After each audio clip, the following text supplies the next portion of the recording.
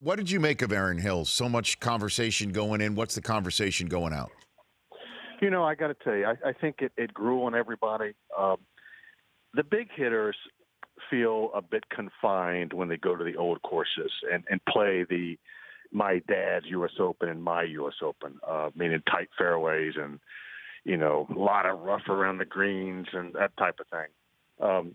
But that said, the game has changed. I try to always keep an open mind, and this was more of a big hitter's course, a more modern type, hilly, rolling terrain, big wide fairways. Let the guys drive the ball, and I like that. Most of the guys hit drivers on just about every hole, and that's a good thing because that's the second most important part of the game.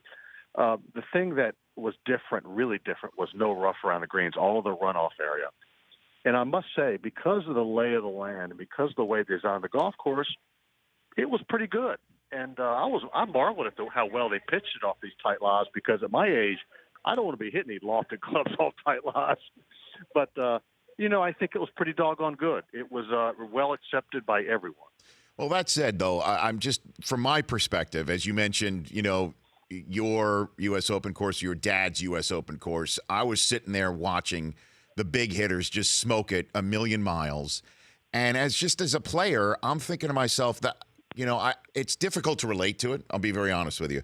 And I missed the Corey Pavin 4-wood approach on 18 at Shinnecock, where I see stuff like that. I miss seeing players like that have a shot at the U.S. Open. And I don't know if there's going to ever be a player that has a shot like that at the U.S. Open again. Curtis. Well, we had a guy like that I was with the last 2 days, Brian Harmon. Now, certainly was longer than Corey Pavin in the day, but it's all relative because of the ball of the clubs. Sure. Wonderful, wonderful player. It's the first time I'd seen him up close play 18 holes. I've seen him hit balls. And just a wonderful player. And it's going to have just a long, successful career on the PGA Tour. But Aaron Hills has got him.